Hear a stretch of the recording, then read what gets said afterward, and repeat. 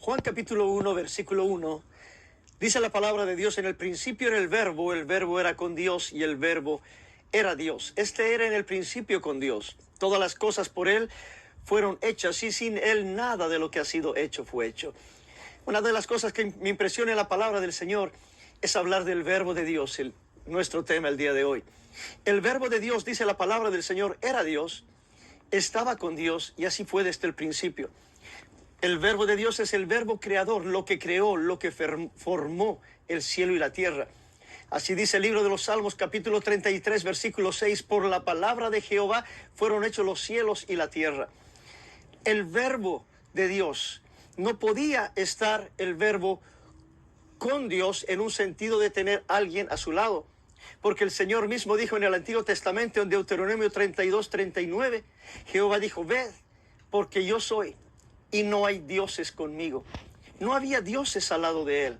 Cuando dice que el verbo estaba con Dios, no quiere decir que el Dios Hijo estaba al lado del Dios Padre.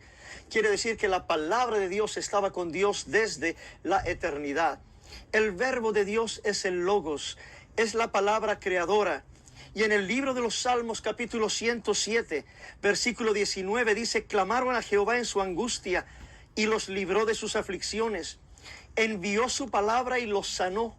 Cuando Dios envía su palabra, su verbo, el Logos, la expresión de Dios, cuando Dios envía palabra, hay sanidades, hay milagros, hay prodigios.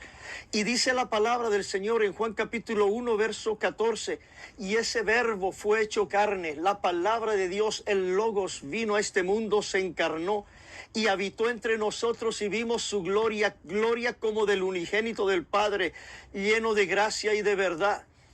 Y así dice también la primera epístola de Juan capítulo 1, versículo 1, lo que era desde el principio, lo que hemos visto, lo que nuestros oídos han oído, lo que hemos contemplado y palparon nuestras manos tocante al verbo de vida. Porque la vida se manifestó y la hemos visto, dice la palabra, y testificamos y os anunciamos.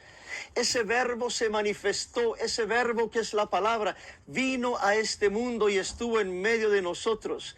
Y en el libro del Apocalipsis, al final de los tiempos, en el capítulo 19, en la segunda venida del Señor, dice Juan: entonces vi el cielo abierto, y aquí un caballo blanco, y el que lo montaba se llamaba Fiel y Verdadero, y con justicia juzga y pelea. Sus ojos eran como llama de fuego, y había en su cabeza muchas diademas, estas son coronas, y tenía un nombre escrito que ninguno conocía sino él mismo, y su nombre es el Verbo de Dios. Ese verbo de Dios que vino a este mundo, ese verbo de Dios que dio palabra de creación en el principio, ese verbo Dios que está sanando, el verbo de Dios va a volver otra vez en su segunda venida, sentado en un caballo blanco, y dice: es el verbo de Dios, de su boca sale una espada aguda, esa es su palabra.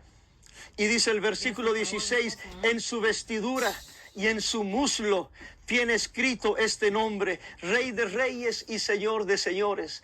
El verbo de Dios no es una segunda persona de nadie. Él es el Rey de Reyes, Él es el Señor de Señores, el Alfa y el Omega, el principio y el fin. El verbo de Dios es la palabra de Dios en acción, esa palabra que está accionando en nuestras vidas en este momento. Jesús es su nombre.